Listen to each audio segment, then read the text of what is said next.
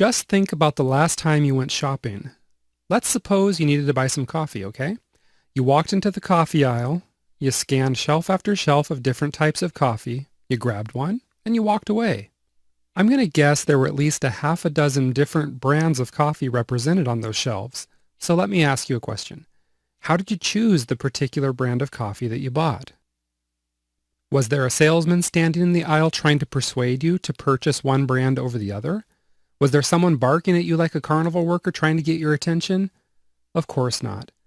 Chances are you chose a particular kind of coffee because you trusted the brand.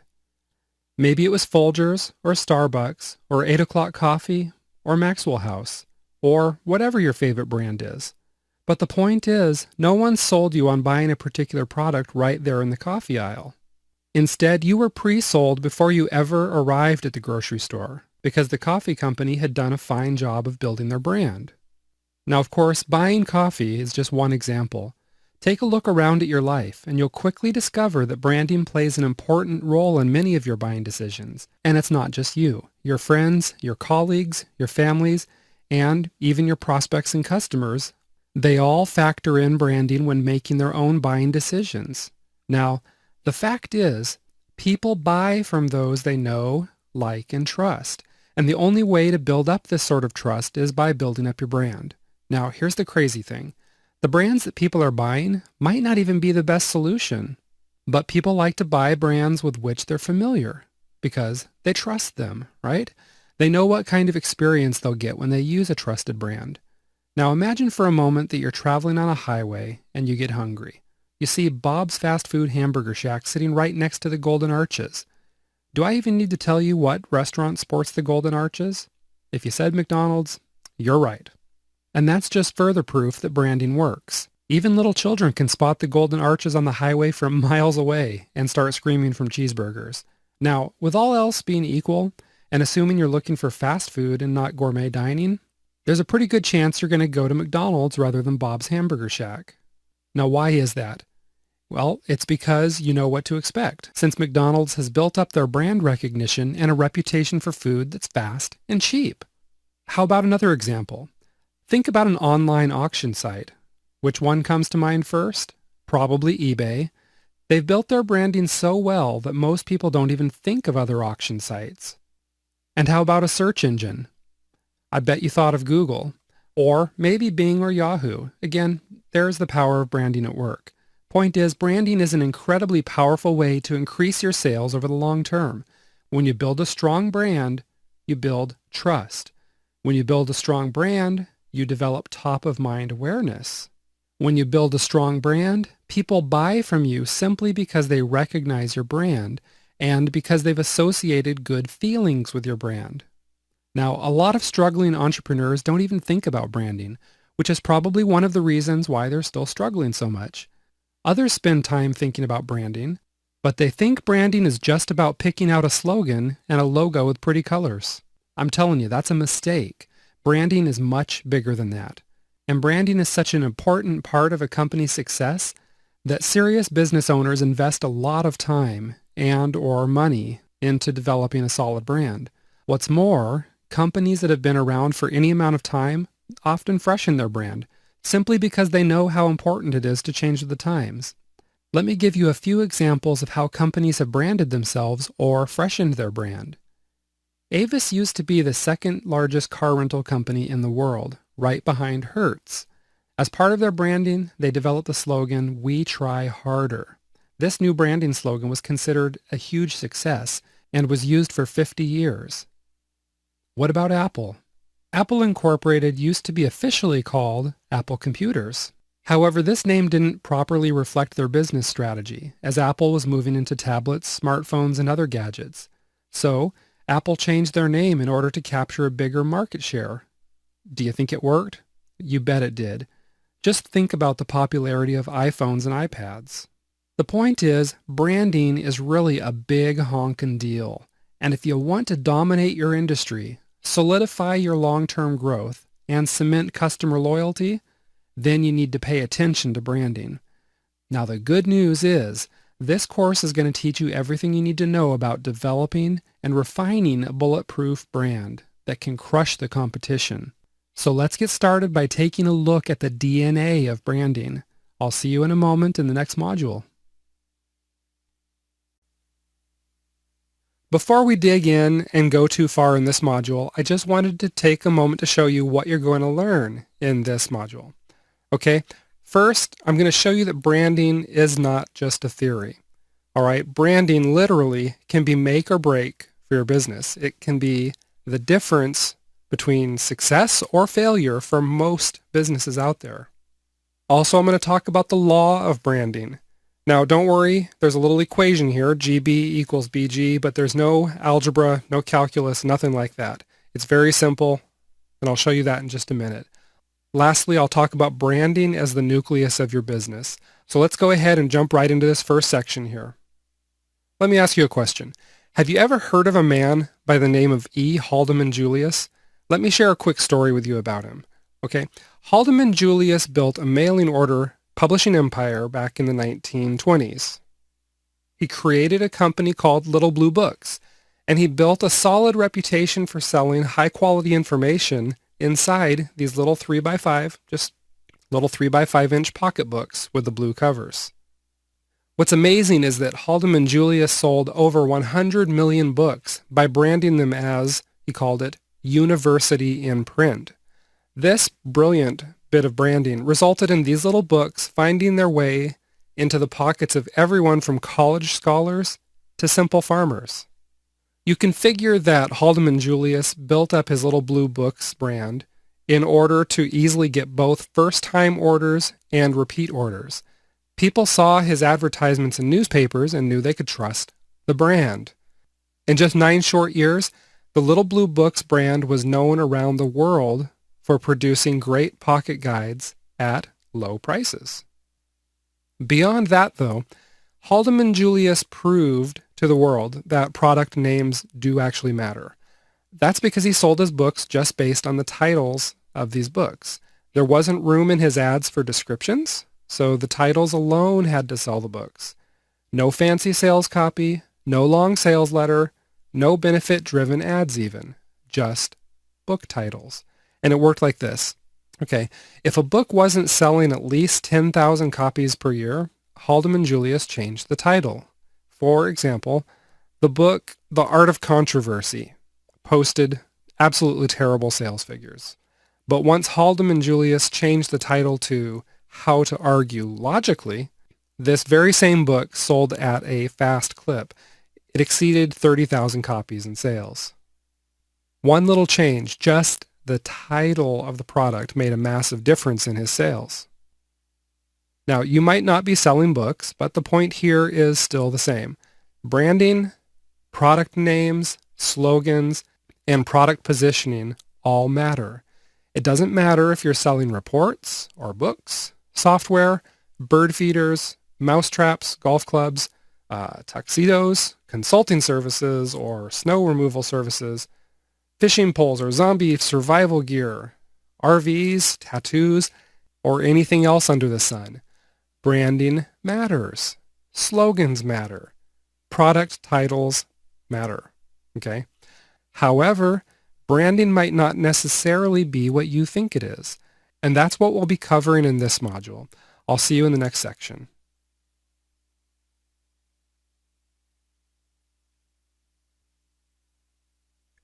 Here's what we call the law of branding.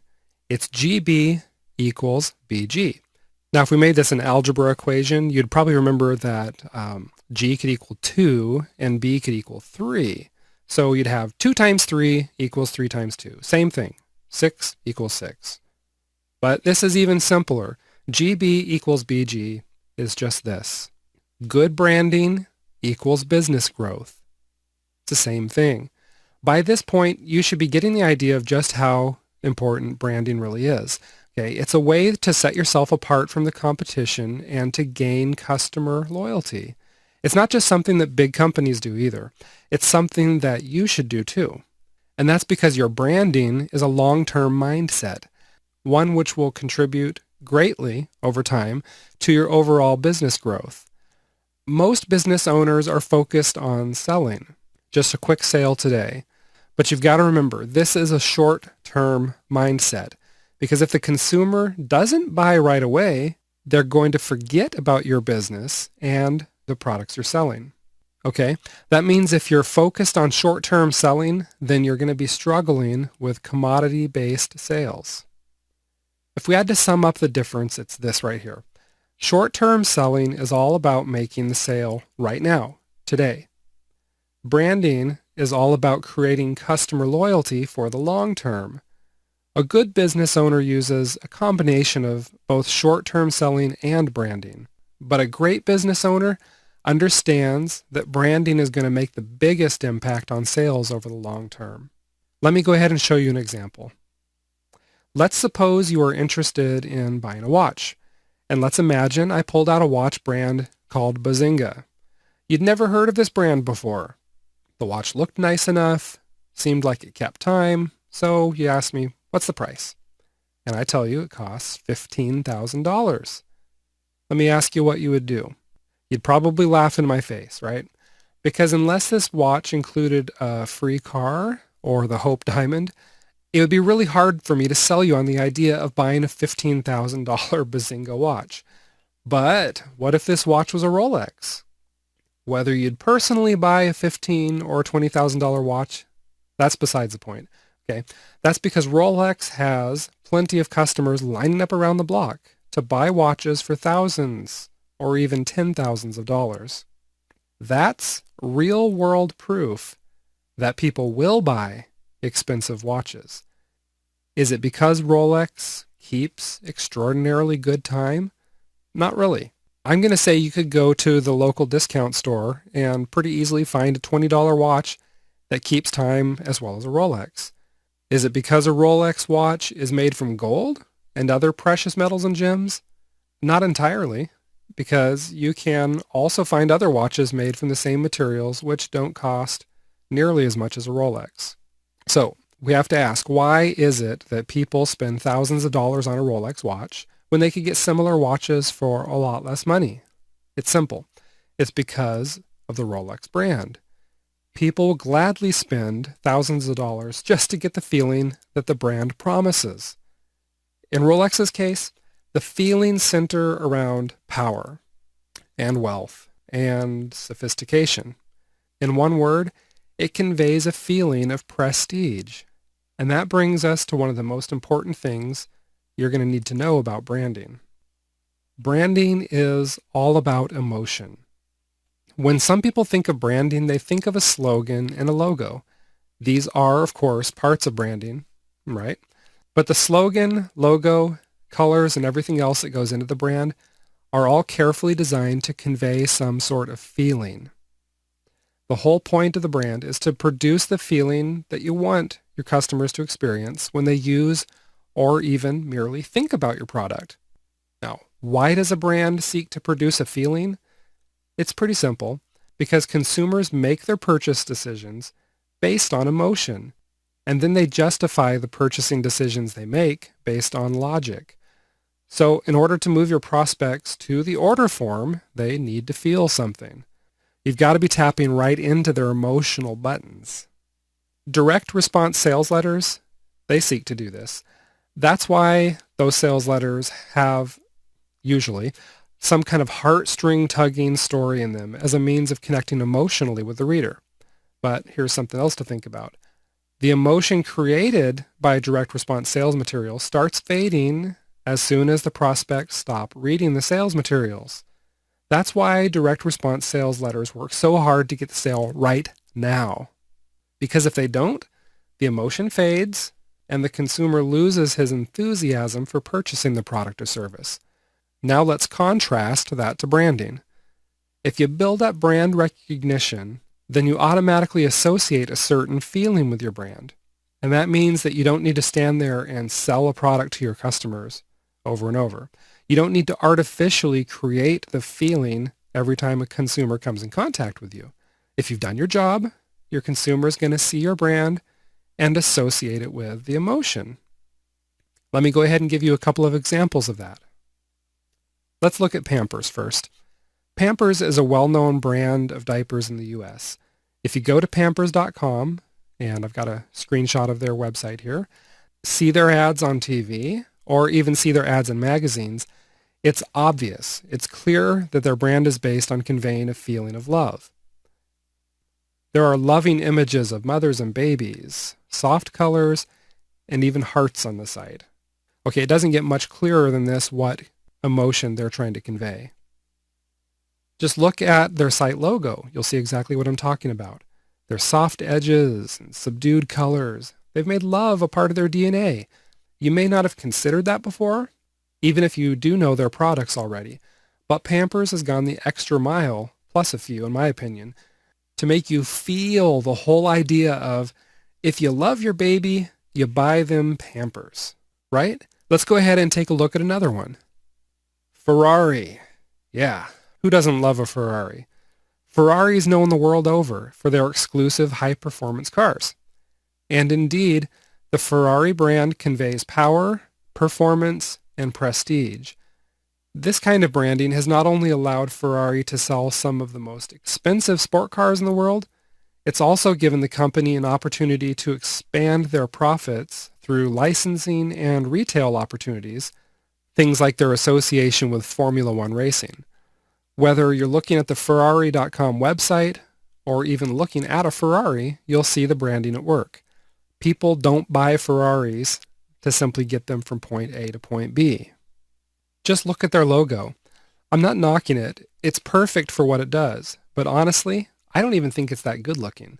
But people don't buy Ferrari merchandise because they like the red, yellow, and black colors. Instead, people buy in order to capture the feelings of prestige that go along with the Ferrari brand. If there's only one thing I'm sure of, it's this. This logo never made anybody feel like kissing a baby. All right? To me, it's all rip, snort, and room, zoom, zoom. For as long as I can remember, their branding has locked that into my mind. And probably the mind of anyone else that has ever heard of a Ferrari. Speed, elegance, exclusivity. That's what Ferrari is all about. Okay? Now, these are just two examples of two brands that convey a feeling. But if you look around, you're going to find that the biggest brands in the world are all associated with a specific feeling. Think about a few of these big brands and ask yourself, what is the feeling they convey to you? FedEx, McDonald's, Nike. I'm going to guess that as I said each one, your mind quickly recalled not just a visual image, but a familiar feeling of some kind. Pay attention to these feelings as you examine the brands around you, all right? But I've got another point here. The second thing you'll notice is that while a company may freshen its brand image from time to time, they always avoid doing anything that dilutes or otherwise ruins the reputation of the brand. For example, Rolex simply isn't going to start mass producing and selling $50 watches. Ferrari isn't going to start making $50,000 Ferraris, as that would damage the feeling of prestige that comes with exclusivity. And I can guarantee that Pampers isn't going to create a website based on scary black colors or with gothic mommies and pale babies, right? Okay, likewise, once you develop your brand image, you'll want to do everything you can to protect the image while you continue to build the brand. You'll learn more about that in the upcoming module. But for now, let's do a little recap and I'll see you in the next section.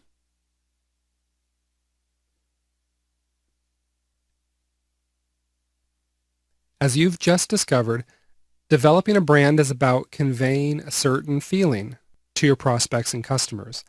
This brand should completely permeate your business. You need to consider the following questions here. The first one, is your brand image effectively conveyed through your website? Yes or no? Is your brand image effectively conveyed through your product names and product packaging? Is your brand image effectively conveyed through your sales material? Fourth, is your brand image effectively conveyed in all of your content, such as blog articles? You can probably see we want to be thorough and make sure that our brand image is conveyed consistently through everything we do. But let's ask a couple more questions. Is it effectively conveyed in all channels, such as social media? Is it conveyed in all communications, including customer support or customer inquiries. Lastly, ask yourself, is your brand image protected in any decisions you make about managing your business? This is what we talked about in regards to not diluting your brand in the decisions you make. Okay? In short, your brand should permeate your entire business. No part of your business should be untouched. Your brand image is the nucleus of your business. It's the heart of it. Okay? So what all do you need to do to make sure this brand permeates your business? That's what you'll find out in the next module. First, a quick reminder, okay? You should have already downloaded the training manual that came with this course.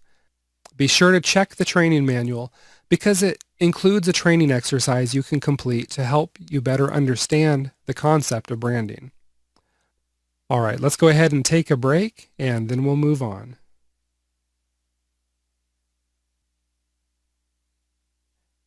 In this module, we're just going to have a couple of topics to talk about. I'm going to introduce you to the art and science of branding, okay?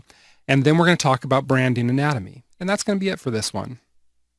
As you just discovered, your brand permeates every facet of your business. And that's why companies that invest seemingly enormous amounts of money on a brand redesign are often happy to do so. It's basically because these business owners know that the brand will impact their long-term growth. Let's take Pepsi as an example. When Pepsi refreshed their brand, they spent a cool $1 million for the logo redesign. I mean, really, $1 million? Why that much? It's simple. It's because they weren't paying for just a graphic design. If they were paying for mere graphics, they could have hired someone to just whip up something for $100 or so. The reason they paid so much is because they were investing in a concept. And what's more, their logo designer was capturing their entire brand and conveying it through a graphic. Simply put, the average graphic designer doesn't have the skills required to create conceptual logos for branding purposes.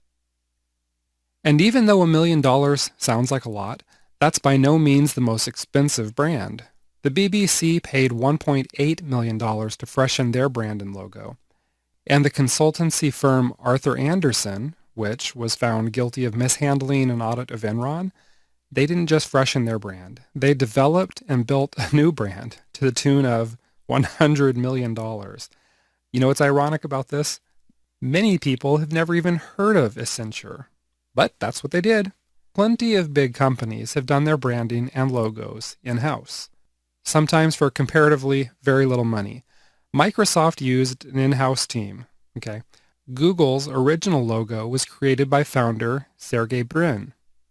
Twitter did it in-house also, with the only cost being just $15 to purchase a stock photo. Now, Twitter has spent more since then to refresh and update their branding, but starting out, they were able to do it pretty inexpensively.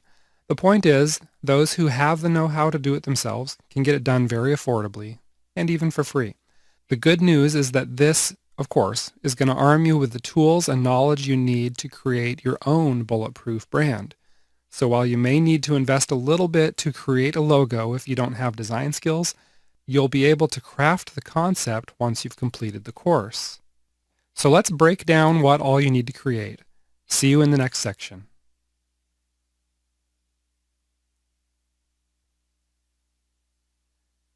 Let's talk branding anatomy. So far, we've just touched on what all is included in a branding image. Now here in this section, I'd like to talk about what all facets you'll need to consider as you start developing your brand. In the next module is where you'll actually learn how to develop and refine your brand image. Here's what we'll be talking about in this section, which are the 5 P's of branding anatomy: product names and titles, product packaging, positioning, pricing, and penetration. So let's go ahead and jump in and look at these one by one. There are 3 approaches to creating product names and titles. These include overall branding, product branding, and hybrid branding. Let's take a look at that first one, overall branding. This first approach is to brand your overall business and then create a string of product names and titles that are going to reflect this branding. Okay? The Chicken Soup for the Soul series of books is a good example of this strategy. Today you'll find dozens of branded books in the series, such as Chicken Soup for the Mother's Soul, Chicken Soup for the Dog Lover's Soul, probably even Chicken Soup for the Chicken Soul. I don't know, maybe. Another example are the Dummies books, such as the Windows 8 for Dummies and Investing for Dummies. Another example are the gadgets that Apple puts out. You probably already know what that is, but when I say these names, you're gonna know right away. How about the iPhone, iPad, iPod, iMac?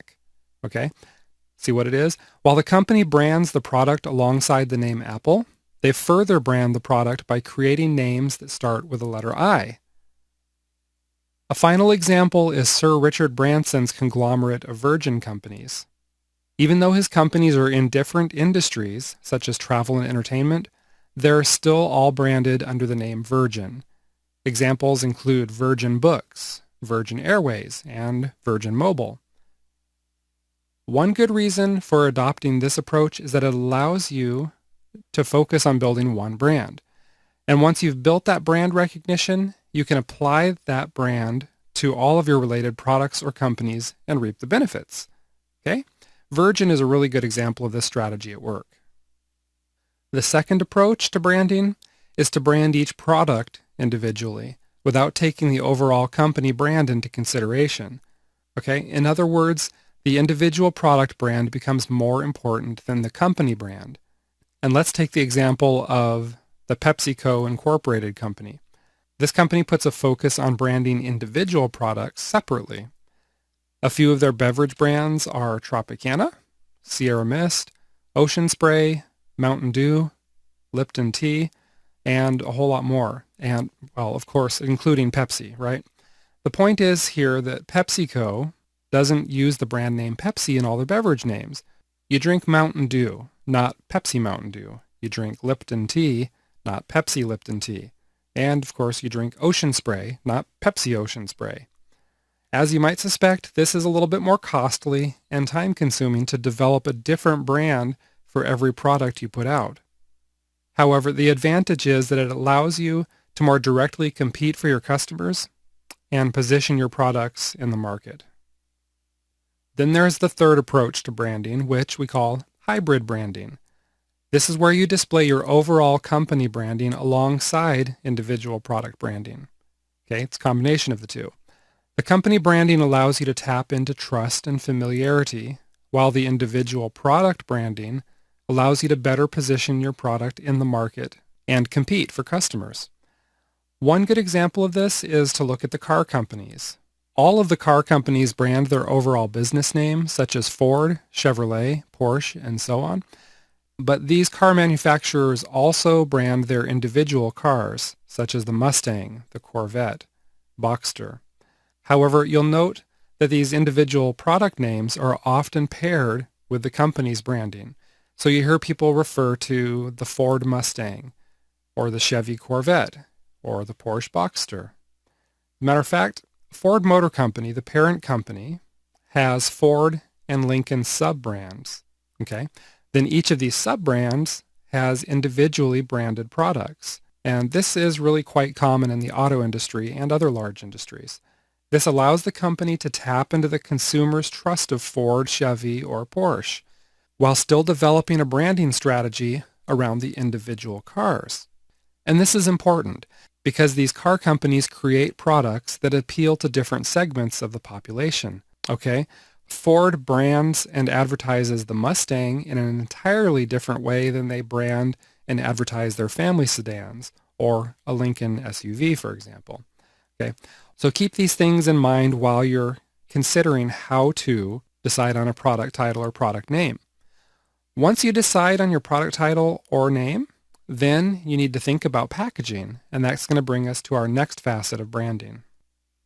The product packaging. To me, this is where it gets fun. What do you think? Do people judge a book by its cover? Yeah, you bet they do. People often make their decision about whether to buy a product just based on the product packaging alone. And just to be clear, I'm not talking about only books here. If you're selling snowshoes or software, books, videos, fish tanks, golf clubs, anything else under the sun, all right, keep in mind that the packaging does matter. People are always going to form an impression of your product just based on the way that it's packaged. Now, obviously, what you need to do is create your packaging based on your overall branding. We'll talk about developing your brand more in the next module. But for now, keep in mind that branding is all about, remember, creating a feeling. Thus, the colors and the way you've packaged your product need to help convey this feeling. Let me give you a few examples of that. We mentioned the Dummies line of books a few minutes ago, right? Someone who's familiar with this brand can recognize these books from 50 feet away, no problem. That's because they all have yellow covers with a black Dummies banner splashed across the top of the cover. It's consistent and it's recognizable instantly. Take the example of Apple products like Macs and iPhones. In all cases, you'll see the graphical apple not only on the product packaging, but on the product itself. Now think about some of the products you buy quite often. Think about your favorite sodas or cereals, laundry detergents, and candy. Think about how those are packaged. Chances are they're all in branded packaging. They're easy to recognize, and their packaging conveys the intended feeling. For example, Quaker Oats cereal company in the United States packages their oatmeal in the familiar red, white, and blue tubs with the Quaker Man logo. Just look at this. Everything about the packaging and branding says, this is wholesome cereal, right? It's the kind of food that parents feel good about feeding to their families. Or take the example of Budweiser beer, which is branded as the king of beers. The product packaging says, this is a good beer, a regal beer. It's the king of all beers. Of course, whether you actually agree with that is an entirely different matter altogether. But the point is, everything about the packaging, from the colors to the logo to the font style, is helping to sell the beer. Again, it doesn't really matter what you're selling. You need to create product packages that reflect your brand. You need to create packaging that makes people feel good about choosing your product. The next thing you need to consider is how you're positioning your product, and that's next. Okay, positioning your product in the marketplace is something you definitely need to be thinking about. This is referred to as your unique selling proposition. And it's this positioning that answers the consumer's question, and they've always got this question. Here it is. Why should I buy from you and not your competitors? Okay, positioning plays into your overall branding image because your slogan is often your unique selling proposition. A few minutes ago, I mentioned Budweiser, which carries the King of Beers slogan. In just 3 words, that positioning statement tells prospects why they should buy Budweiser as opposed to some other brand of beer. Let's look at a couple of other examples of how companies position themselves in their slogans. Avis Rental Car Company says, "We try harder." This is a promise to consumers that they'll get good customer care and be satisfied with Avis. United Airlines used to use the slogan, "Fly the friendly skies." Most people don't think of airline travel as a particularly pleasant thing to do. I personally kind of find it miserable, but United Airlines tapped directly into this sentiment by promising travelers that they'll enjoy their flights with United Airlines. Folgers Coffee claims that their coffee is mountain grown. Truth is, most coffee is mountain grown, right? No big deal. But Folgers staked claim to this unique selling position by being the first to include that as part of their overall branding. As you can see by these examples, just because you're creating a unique selling position doesn't mean that the factor itself needs to be all that unique. What it means is that you need to be the first in your industry to claim that factor. Again, look at Folgers. All their competitors have mountain-grown coffee. The difference is that Folgers was the first to make the claim. Okay? They even registered mountain grown as their trademark. The same will apply to you. When you're thinking about how to position your brand in the marketplace, you don't have to position yourself around some factor that nobody else in your market has ever touched. You just need to be the first to really claim it among your competitors, which usually means incorporating it into your branding.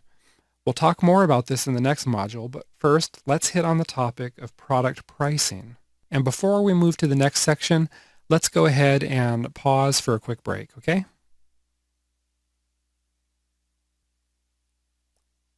Hey buddy, want to buy a $50 Rolex? Okay, your customers have certain expectations when it comes to product pricing. One thing that really influences their expectations is how you've developed your brand. If your brand is somehow tied to pricing, then you better take your branding image into consideration as you price your products. For example, brands that convey a feeling of luxury, sophistication, wealth, power, prestige, exclusivity, and similar feelings, they tend to have high price tags. I mean, think about it.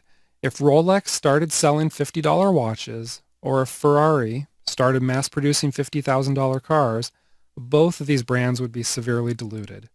So pricing is obviously an important part of maintaining the brand. We're not just talking about high prices though either. On the flip side, some companies market their products and services as being low cost.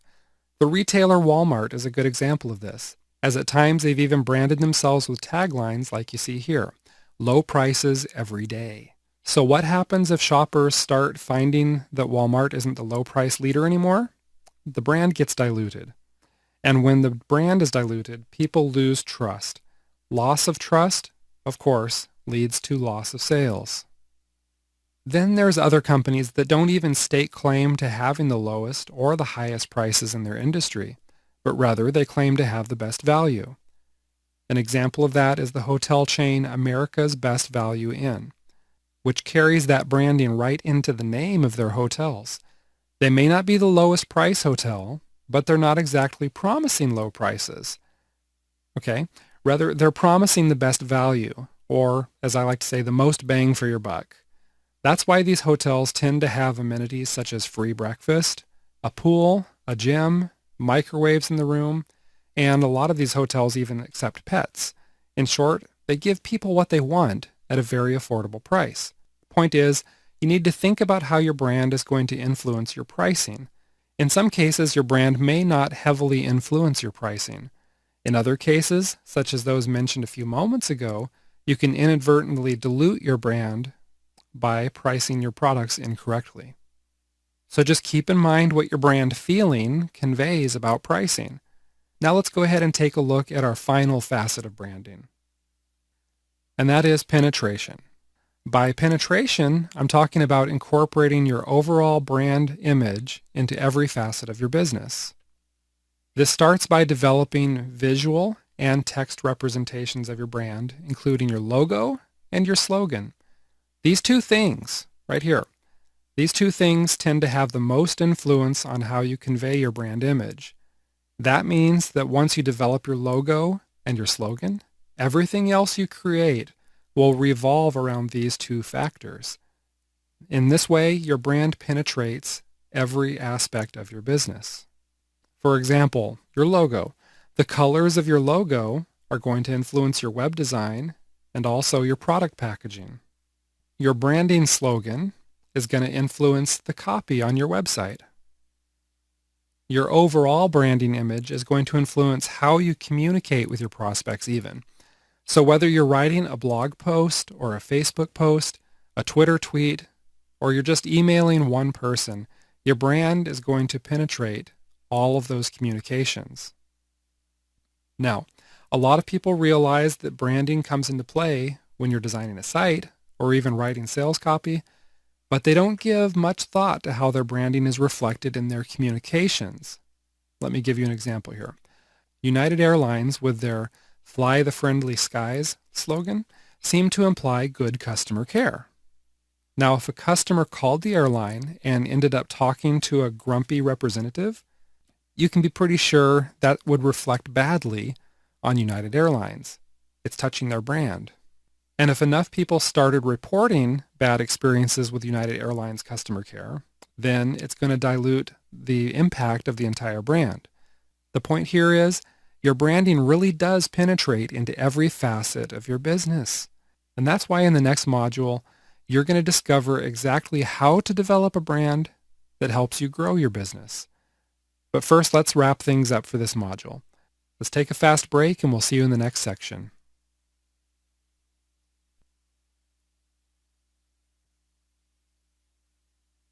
All right, this module won't take long. We're just going to do a little recap here with a few final thoughts on branding anatomy. As you just discovered, your branding influences everything you do, including your product names, your packaging, your positioning, pricing, and penetration. And I want to emphasize here, you need to make sure that all of your communications reflect your brand. And if you're outsourcing some of your day-to-day business activities, then you need to make sure your freelancers and employees are all well aware of your brand and how this brand should be reflected. Everyone, I'm going to repeat that, everyone that touches your brand needs to understand it. For example, copywriters need to thoroughly understand your branding, including your unique selling proposition, in order to position and sell your products correctly. Your customer service representatives must be taught how to reflect your brand in their communications with prospects and customers. Even content writers, like ghostwriters, must understand your brand and positioning so they can reflect them in the writing they do. The bottom line is your brand and the feeling you wish to convey should be reflected in everything you do and everything your freelancers do. Once again, as a reminder, check the manual that accompanies this course, okay? Because it includes planning sheets to help you organize your branding strategy around the facets you just learned about in this module. So, how do you develop this sort of influential brand? That's what you'll learn about in the next module. I'll see you there.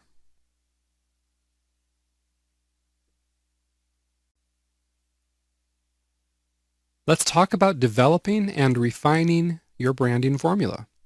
Just going to take a quick second to show you what you're going to learn here. We're going to talk about the branding boiling point.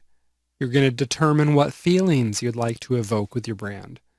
You're going to learn about researching your competitors, about developing multiple concepts, how to ask the market for feedback, split testing different concepts, and then we will go through some closing thoughts on branding alchemy.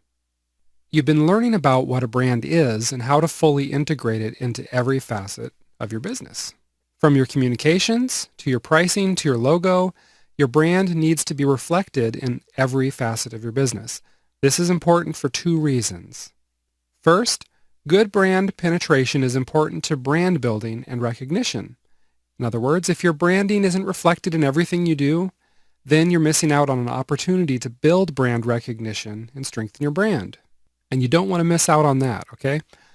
Secondly, good brand coverage means that your prospects and customers will consistently feel whatever it is your brand is conveying every time they come into contact with your business, okay? That's a good thing, because when your prospects and customers feel the emotion conveyed by your brand, then you're making them feel good about doing business with you.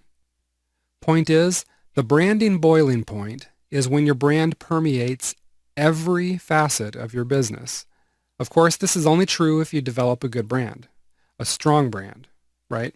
A brand that appeals directly to your target market. Fortunately, that's exactly what you'll discover how to do in this module. You're going to learn about choosing a brand image that conveys the right feeling. You'll learn about building your brand around a factor that's important to your prospects and customers. And you'll find out how to test your brand to see if you're on the right track. Now, you know where a lot of people make a mistake? It's in this. They spend weeks or months even carefully planning every facet of their business. They research their target market, they examine product distribution channels, they determine the best ways to reach market, and despite all of this careful preparation, they completely forgot about branding. So what do? They slap a pre-made logo they found on a stock photo site and they call it good enough. But I'm telling you, it's not good enough. It's not good enough. That's like a guy spending an entire week planning a date with some woman and then not showering or changing into clean clothes before picking her up. Gross. Look, you can be sure he's going to make the wrong impression doing something like that, and she's probably going to slam the door in his face. The same thing with your business. If you make the wrong first impression, your prospects might slam the door in your face and never come back. So you want to make sure you make the right impression by using the following formula to create a little branding alchemy. And here's a quick review of the steps. Step 1 is select the right feeling. Step 2, research the competition. Step 3, develop multiple concepts. Step 4, ask the market for input. Step 5, testing your concepts. So next we're going to look at each of these steps of this branding formula, and we'll see you in the next section.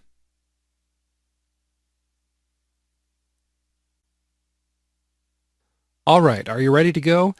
Let's take a look at the first step of branding alchemy.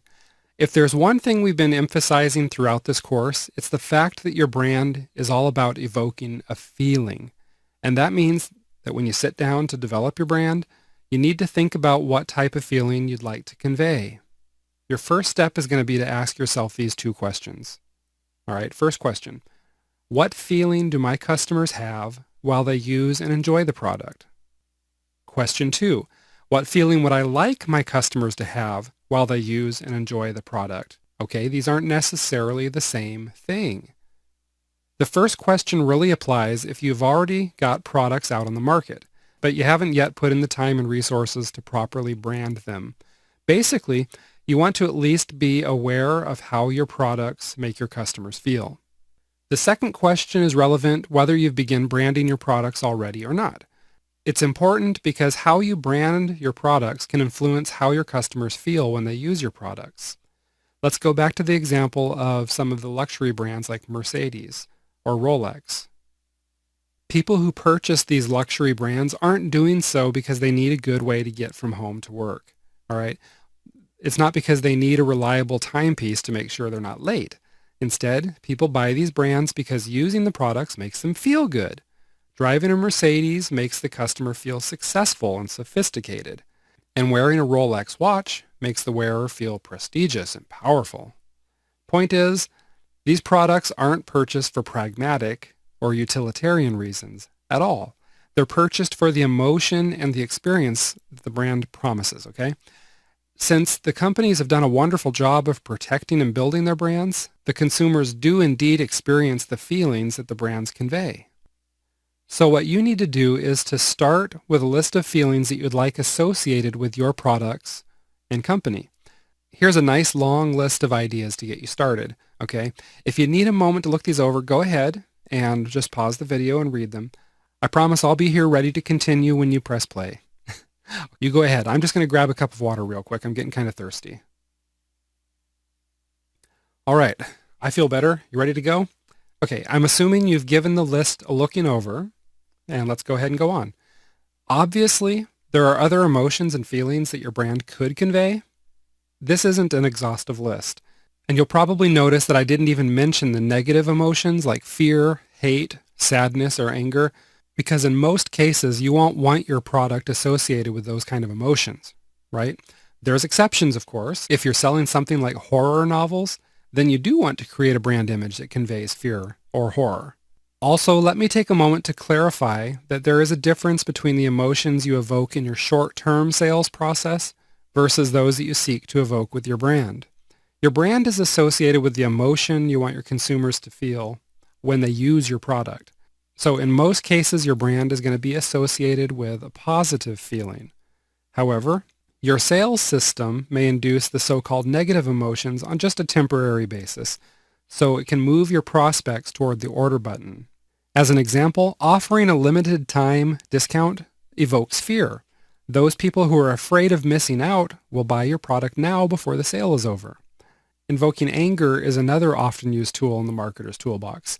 For example, you might receive a fundraising letter from a politician or maybe a charitable organization, either of which may incite your anger against a cause, a person, or a situation in order to simply solicit donations. But evoking negative emotions is something that you usually only do in a direct response sales situation. And what's more, these emotions are usually temporary. In other words, the marketer or business owner doesn't want these emotions to become associated with the business or the product itself. Instead, the emotions are just aroused as a means of getting the prospect to take action. So, in other words, you can use and evoke all kinds of emotions to sell something to someone. Generally, though, you'll want your brand to be associated with only positive emotions, such as the ones listed here on your screen. Okay? So once you draw up a list of possible emotions that you'd like your brand to convey, your next step is to see what your competitors are doing. So go ahead, grab a glass of water for yourself, and I'll see you in the next section.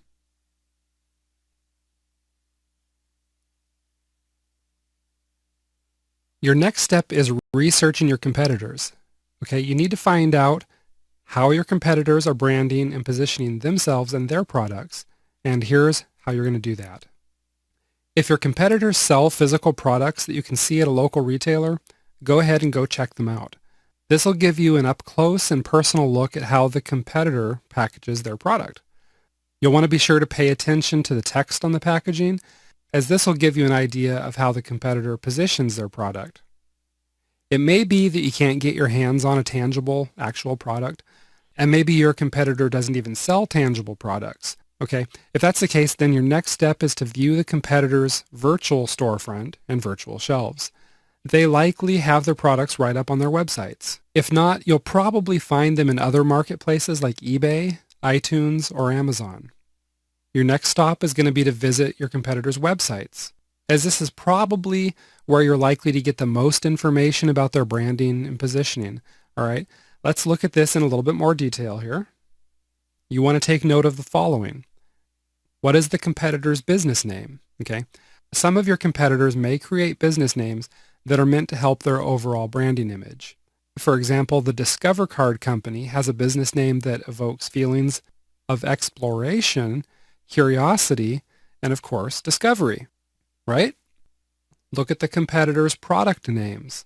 If your competitor has multiple products, browse them all and take notes of all the names, okay?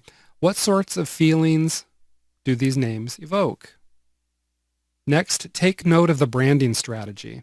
Does the competitor brand individual products based on the overall company brand? Do they brand individual products separately? Or does the company employ the hybrid strategy we talked about, where they combine the company and product brands? Okay, identifying these things in your competitors and what they're doing is going to help you to form more clearly what you need to do for your products. What else do we have here? Take a look at your competitor's logo. As you discovered earlier in the course, some companies invest a lot of money in developing their logo concepts. This way, the brand can give you a lot of information about the company's brand images. You want to look at the font style, if they have one, the colors and the graphics, if that applies. Again, ask yourself what feeling the brand conveys. Don't forget to ask that question over and over. What is the feeling? Okay, and ask yourself how the brand represents the company also. For example, is the logo bold and confident, or does the logo convey more of a warm, loving feeling? Next, look at the competitor's slogan. Usually, but not always, you're going to find the slogan right beneath or next to the logo. The slogan is typically one concise statement that sums up what the company or product is going to do for the customer, and or why the customer should choose to buy that particular product or do business with that particular company. In short, the slogan is often the company's unique selling position. Okay? Look at the competitor's web design also. Take note of the overall design of their site. Take a look at the colors. Take a look at the graphics and pay attention to how they're placed. Take note of the overall feeling you get when you look at the design. Again, pay attention to what sort of feeling that design evokes. Also think about how you would describe the design. Is it artsy? Is it professional? Clean? What other words come to your mind when you look at it? Then look at your competitor's web copy. Read the text on your competitor's sites, especially pay attention to the sales pages for specific products, and ask yourself, what is the competitor's unique selling position for that product? Also, ask what emotions is the competitor trying to evoke? Ask what benefits does the consumer likely enjoy while using the product? Okay, and there's an easy way to find out what the consumers are reporting. All you have to do is read the customer reviews and testimonials. It's pretty simple. Finally, the last step you need to take is to examine any communities or publications where your competitor regularly shares content.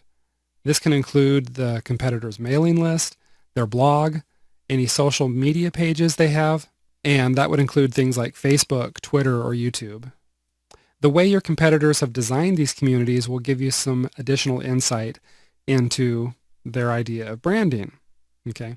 The way your competitors have designed these communities will give you some idea of their branding.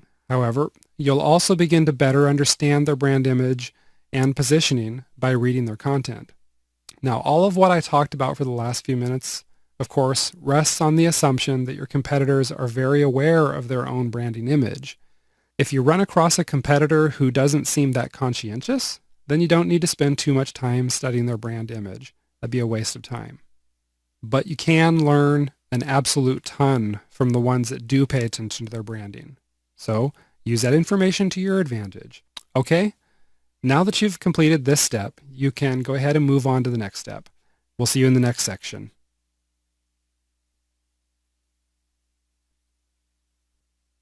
All right, we're at the first step for branding alchemy, and at this point, you know what feelings you'd like your brand to convey, right? You know what feelings your competitors' brands are conveying, and you know how your competitors are positioning themselves. Now, your next step is going to be to start developing your brand and positioning as a means of conveying a feeling to your prospects and getting a bigger market share. The main thing to remember here is that you need to develop a brand image and a unique selling position that your market cares about. If your intended audience really doesn't care about them, then your brand and unique selling position will be weak and it's going to be ineffective. Okay? Let me give you an exaggerated example just to show you what I mean. Let's suppose you sell baby products like clothing. Chances are you're going to design a brand and unique selling position around comfort, convenience, love, security, and similar factors, right? Okay, now imagine if you designed your brand around something like prestige or power. Imagine bold black and gold designs like this one. Imagine a slogan that invoked power, something like putting other babies to shame. Come on, it's ridiculous, right? Unless this brand was part of a tongue-in-cheek humor campaign, you can expect that this particular brand simply wouldn't work for parents who are wanting to swaddle their newborn babies in safe and comfortable baby clothes, right? As silly as it is, there might actually be a niche market for something like that, but that's not probably where the real money is. Okay, so that's a totally exaggerated example. You're not likely to make mistakes of that magnitude. However, you may end up with a weak or ineffective brand if you don't truly understand your market. So let's quickly go over this key concept. If you're new to the niche you're working in, then you need to spend some time researching this market in order to get a better feel for what's important to them. Okay? We shared a bunch of tips for researching your market in the first training course of this series. Okay? Of course, you can learn more about that course and register for it at successhive.com. The upshot is that what you need to do is spend time with your market. In order to understand them, you're going to need to crawl inside their heads, so to speak. You need to find out what they like and don't like about the current solutions on the market. So how do you do that? Let me share these 3 tips with you, okay? You need to visit niche communities. By niche communities, I'm referring to blogs, social media sites like Facebook, and also niche forums. Basically, you visit any site where members of your niche are discussing niche topics. That's simple. Just spend an hour reading these discussions, and you'll get a much better understanding of your market's needs, wants, their hopes, and their fears. And naturally, you should read the product reviews belonging to your closest competitors. It's easy if your competitors have your products listed on retail sites like Walmart, iTunes.com, Amazon.com, or similar places, as these sites tend to gather a lot of product reviews. If you can't find your competitors' products on these sites, then run a search in your favorite search engine for the product name followed by the search term review. Keep in mind, though, that many of these reviews you'll encounter this way are likely to be biased, as many of them are written by affiliates as opposed to actual customers. Once you find reviews written by actual customers, though, look for patterns across the reviews. Just from the words they use, you may get a sense of what they're looking for in a product. For example, if you were selling baby products, you might see comments that directly reflect a parent's desire to keep their baby safe. That might be a clue to you that a brand built on safety and security is going to work well for that particular market. Finally, another way to get at what your prospective customers are looking for is to survey them. If you have a WordPress site, you can use a tool like the iPerceptions survey plugin, or you can use a third-party site like SurveyMonkey.com. The idea here is to simply ask your market what it is they're seeking in niche products. You can ask both open-ended and multiple choice questions to find out what factors are going to be most important to them. Okay? This will give you an idea of how to build your brand. Once you understand your market and you know what's important to them, plus you know how your competitors have positioned themselves, then it's time for you to start developing your branding concepts. You may have noticed I use the plural concepts and not the singular concept. That's on purpose. That's intentional. The reason is because you should develop at least 3 good concepts, because in the upcoming steps you're going to be testing these concepts. Now, as you already know, your branding is going to permeate every facet of your business.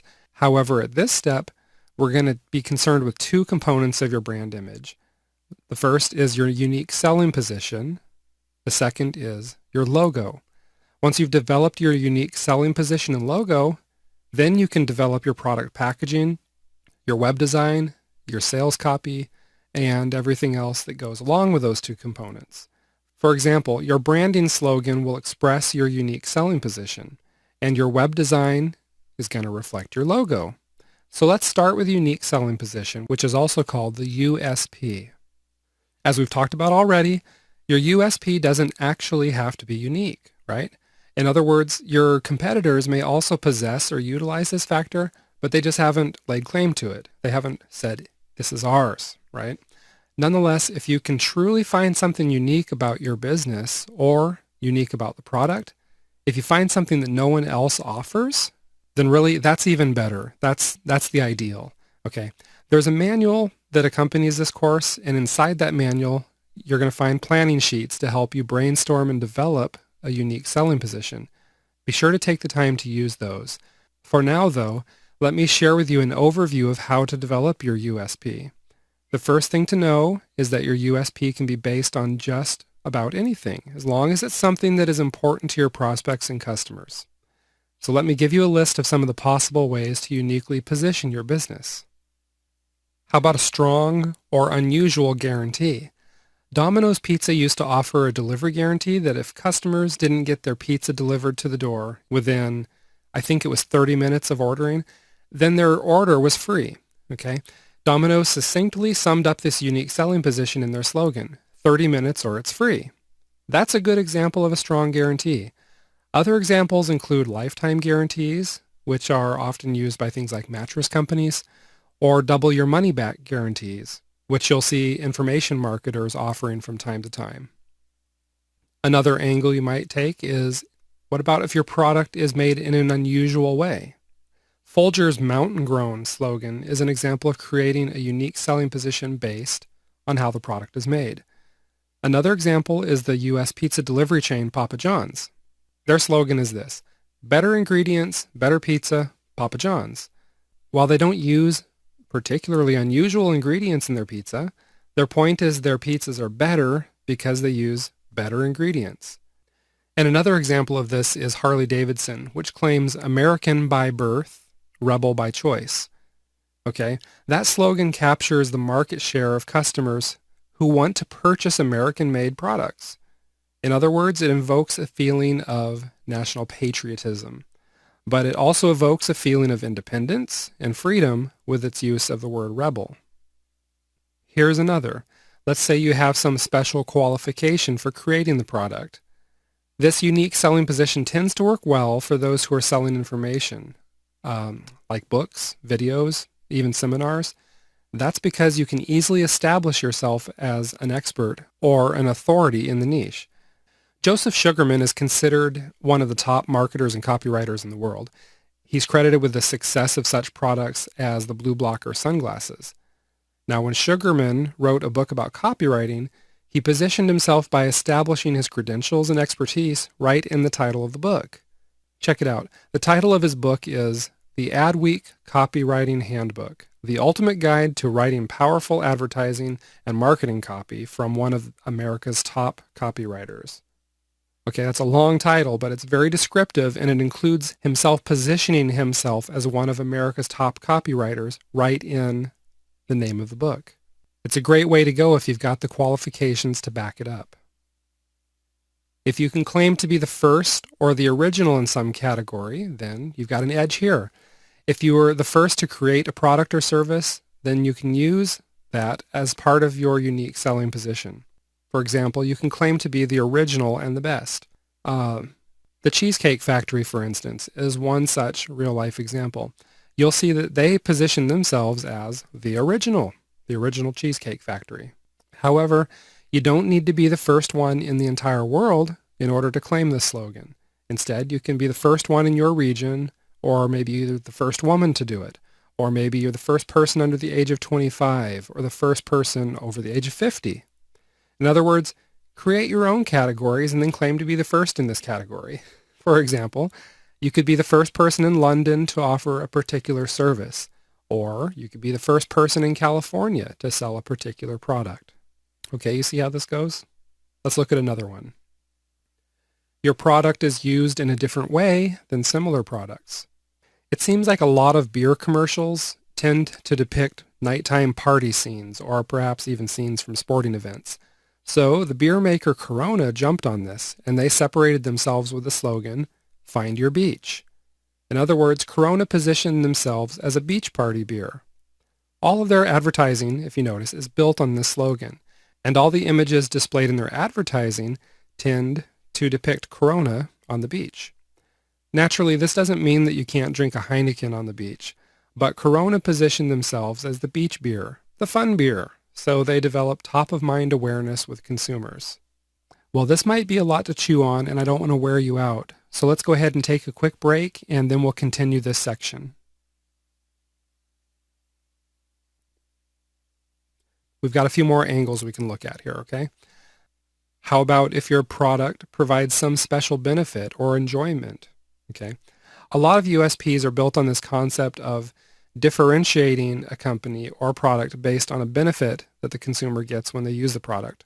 So let me give you a couple of examples on this one.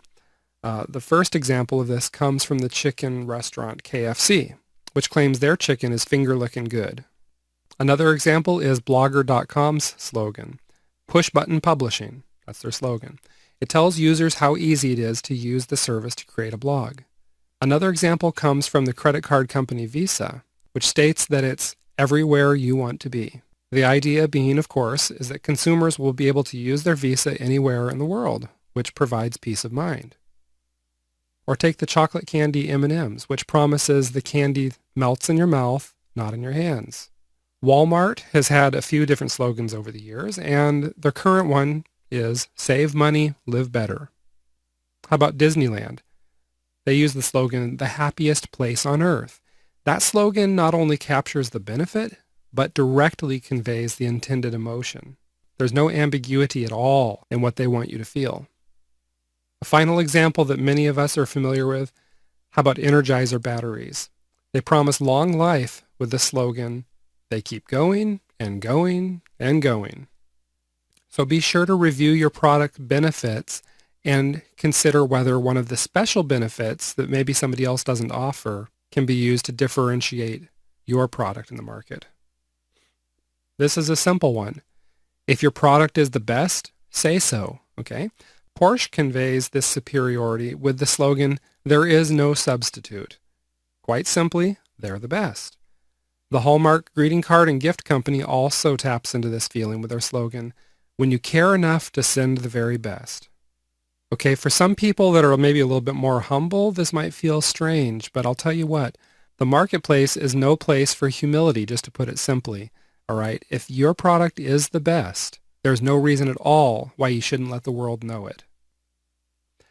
Maybe your product fills a market gap. In the age of big sedans and huge sport utility vehicles being popular, Volkswagen developed the slogan, "Think Small," which in just an instant differentiated them from the competition. Another example is Apple's Mac Pro, which had the slogan, "Beauty outside, beast inside." This filled the market gap where consumers usually had two choices. They had fashionable computers that didn't do very much, or powerful machines that were kind of ugly. The Mac Pro's branding promised consumers they could have both beauty and power in one machine. Maybe your product is delivered differently. A good example of this would be Burger King's slogan, which is, "Have it your way." This directly differentiates them from other fast food restaurants, where most people think they have to order exactly what's on the menu. Now you can go into a lot of other burger chains and order specifically what you want. My grandmother used to go into a well-known place and order a cheeseburger without the bun. They had no problem giving that to her. Okay, you can do it just about anywhere. But Burger King capitalized on that customization of your order and made it an integral part of their branding. Tapping into a person's desires and self-identity can be powerful. L'Oreal, which is a company that develops beauty products like shampoo and makeup, has a slogan that says, "Because you're worth it." Thus, even if L'Oreal's products carry a higher price tag, the slogan taps into women's desires to pamper themselves and be beautiful. Okay? Another example of this comes from the charitable organization, the Red Cross. Their slogan is, "The greatest tragedy is indifference." Most people like to think of themselves as caring individuals, right? I know I do. So this slogan taps into that sense of self-identity and, honestly, even induces a little bit of guilt if people don't donate or help. Kind of clever, isn't it?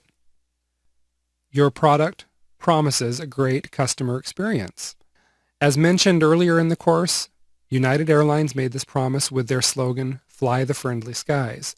But another example comes from Marks and Spencer, whose slogan says, "The customer is always and completely right."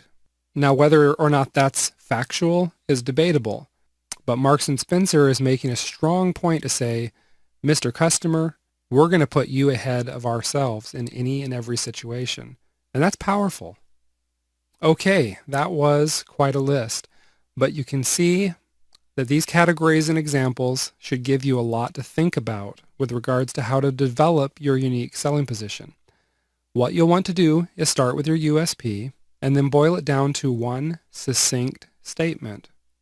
This statement can then be your slogan, which you use on your website, your products, your marketing materials, everywhere else too. The planning sheets that are inside the manual which accompanies this course will walk you through the process of developing your USP and turning it into one succinct statement. Okay? But for now, let me give you a real-life example. Let's suppose you are selling lottery tickets. You'd ask yourself what your customers want more than anything else. Well, this is a no-brainer. Obviously, they want to win. The problem is you can't promise your lottery customers that they'll win. Sorry, can't do it. However, you can tap into their hopes of winning, right? You can get them dreaming about what it would be like to win. And that's exactly what the National Lottery in the UK did when it created the slogan, "It could be you." Those 4 words instantly evoke hope, excitement, big dreams, and you can bet that slogan worked well to sell a lot of tickets.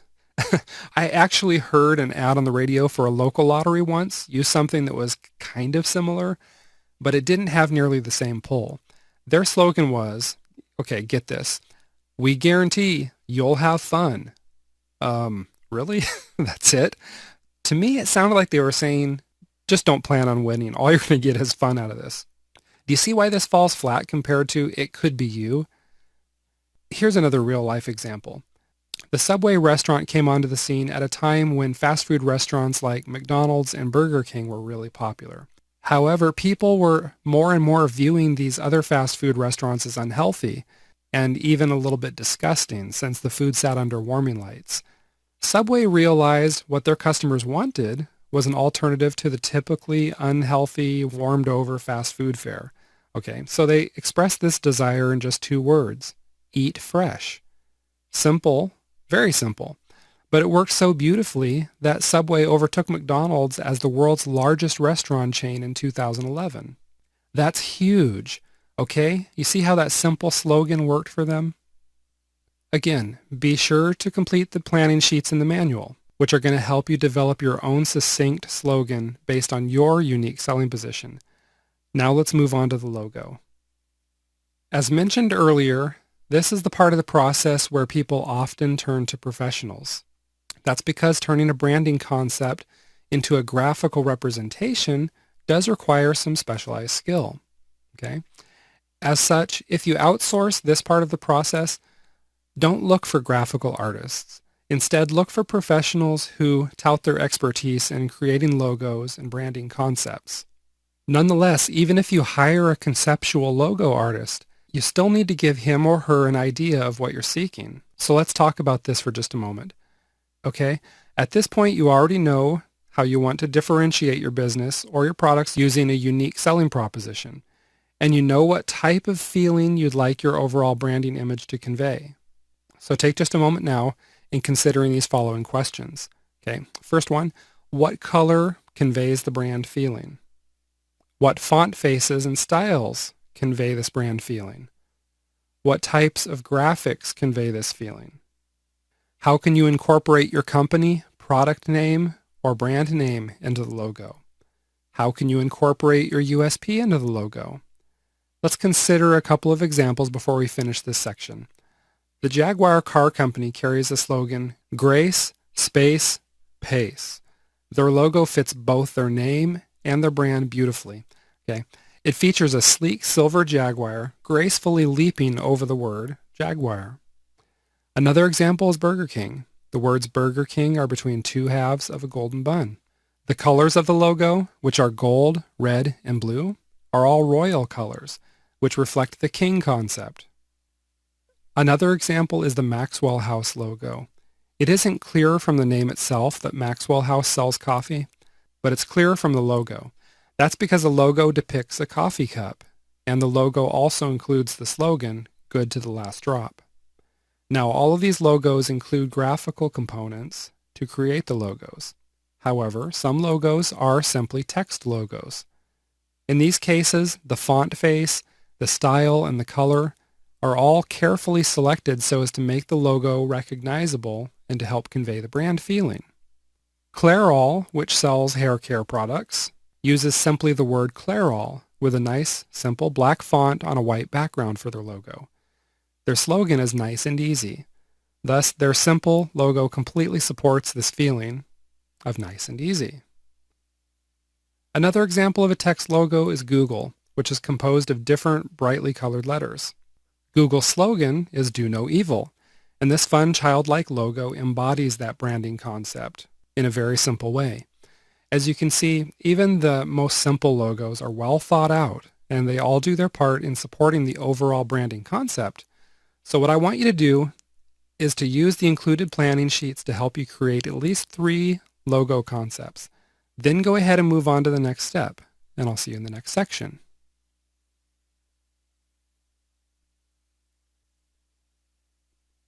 Branding Alchemy Step 4. Ask the market. The idea here is going to be to form a focus group comprised of people who most closely represent your target market. Okay? So if your target market includes 18 to 30-year-old males who own iPhones and live in the United States, then these, of course, are the types of people who should be in your focus groups. Naturally, you can do this offline and face-to-face, which gives you a better opportunity to interact with your market. Not only can you ask follow-up questions, but you'll also be able to look at facial expressions and body language. These expressions provide a great clue as to how your market really feels about your branding concepts. However, in most cases, you're probably going to do this online, such as via a survey. That's fine too. Your main goal here is going to be to make sure that you don't lead your focus group by asking biased questions. What I mean is this. Asking a question like, does this bold logo give you a feeling of confidence? That's a leading question because it predisposes the person to answer yes. It does that because the word bold biases the reader. In most cases, you're going to find it better to ask open-ended questions rather than multiple choice or yes/no questions. That's because people are likely to give you answers you never even thought of.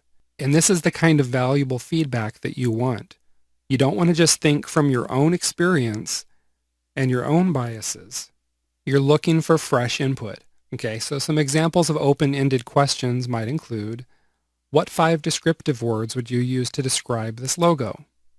What does this logo make you think of? What does this slogan make you think of? How does this logo make you feel? And here's a few more. How does this slogan make you feel? Based on this logo, rate your level of trust in this company on a scale of 1 to 10, with 1 being low trust and 10 being the highest level of trust. Or how about, based on this logo and slogan, what kinds of products or services do you think this company provides? Okay, the answers to some of these might really surprise you. Of course, what people tell you and what they actually do can be two different things. That's why you'll also need to complete the next step, which you'll find in the next section. We'll see you there in just a moment.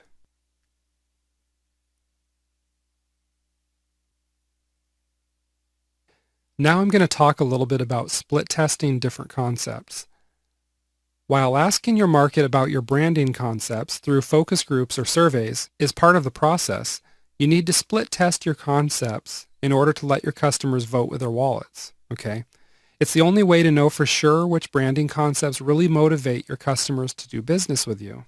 And it's not that tough. You'll recall that E. Julius Haldeman made a fortune by perfecting the art of testing, tracking, and tweaking.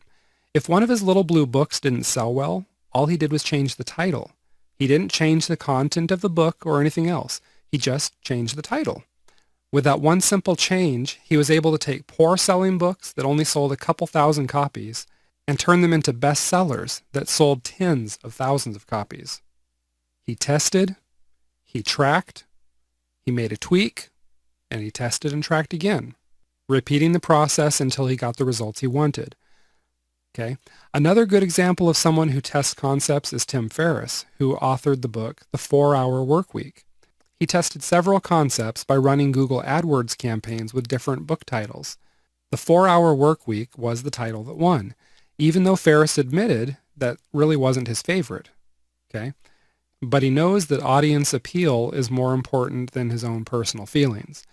And that's why he's gone on to use that same branding concept across multiple products, such as the 4-Hour Body and the 4-Hour Chef. Point is, you can't just rely on your own intuition or your personal bias when it comes to product titles and overall branding concepts.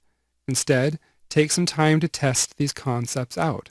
You can easily do this in a short amount of time, even in as little as a couple of days, by just creating a Google AdWords campaign and tracking to see what gets you the most click-through rates and what concepts get you the overall best conversions. For example, if you're testing product names, then include the product name in the ad headline while keeping the body of the ad exactly the same. The click-through rates on that ad will tell you which titles have the most appeal, while the overall conversion rates will further confirm if people are going to buy the product or not. Here's what you need to keep in mind as you start testing your product titles, your packaging, logos, and your overall branding concepts. First, you want to use reliable tools. You can start with AdvantageBot software, which is available at successhive.com. It's going to help you create the best titles. Then you can track your results using Google Analytics or an alternative called piwik.org. You want to make sure that you test just one thing at a time while you hold all the other variables constant. For example, if you're testing a product name, then everything else about your campaign needs to remain the same. Your traffic sources, the ads, the colors, the logos, etc. The only way to tell for sure what is working is to test only one element at a time. You'll need to get your results quickly also. Using an advertising platform like Google AdWords is going to be a great way to drive a lot of targeted traffic to your site for the test. If you already have a mailing list, then of course you can split test titles and other factors via email. Okay, so let's take a quick break and we'll move on to the next section.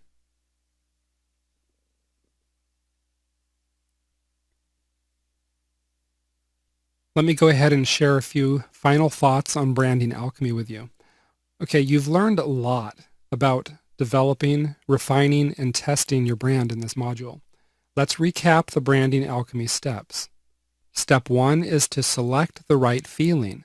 As you've already discovered, branding is all about creating a certain feeling, right? But in order for your brand to be effective, it needs to create the right feeling. Step 2, research your competition. Here you learned that in order to create your unique selling position, you need to get a feel for what your competitors are already doing in the market. Step 3, develop multiple concepts. This is the video that you'll want to return to again and again as you develop your brand, and be sure to complete the planning sheets included for this one as well. Step 4, asking the market for input. Once you've got a few concepts, titles, or other facets of your branding image, then you can ask your market for their feedback. This feedback, again, it may surprise you, and it may even have you going back to the drawing board before you complete the final step. That's okay. You want to do it right. Step 5 is to test your concepts. As you discovered in this video, the best way to find out if a concept is going to work is to get it in front of real paying customers.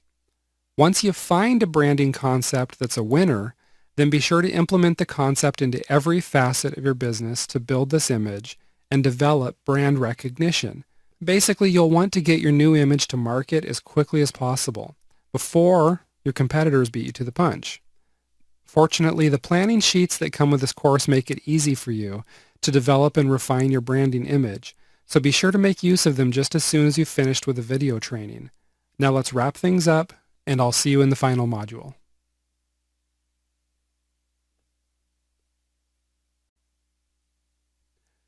Do you remember the GB equals BG formula I shared with you earlier in the course? As a friendly reminder, that formula stands for good branding equals business growth. I'm going to guess that by this point you're probably pretty convinced that it's true. You need only look around at some of the biggest and most successful companies in the world to see that branding is one of the most powerful tools you have in your business arsenal. Yet, sadly, so many people overlook it. It's no wonder that 95% of business startups fail. But guess what? You're different. That's because you now know the importance of branding. Better yet, you know now how to develop your own bulletproof brand that draws more prospects and customers to you while killing the competition. Don't forget, branding literally can be the difference between success and failure. As you've already discovered, it's all about conveying a feeling. It's about setting yourself apart from the competition and giving your prospects a good reason to buy from you rather than from your competitors. It's about knowing what's important to your prospects and customers so that you can directly tap into their emotions and touch their hearts. This isn't something you can sit down and do in just 10 minutes. Well, at least not if you want to do it right. Okay? That's why I strongly encourage you to print off the included manual so that you can use the planning sheets and checklists to develop, refine, and build your own powerful brand. And that concludes this course. Okay? Listen, I'm very glad you took this course because it gives you an edge that the majority of business owners fail to master or even comprehend. But of course, you won't get any advantage if you just tuck this information into some cobwebby corner of your mind and forget about it. You need to take action. And there's no better time than today to start implementing these strategies. A good place to start is by completing the planning sheets in the manual. Feel free to review all the material as often as you need to so you can really get a handle on it and put it into practice. So thank you for being part of this course. Just go ahead and get started because the sooner you develop your brand, the sooner you can grab a bigger piece of the market and absolutely dominate your niche.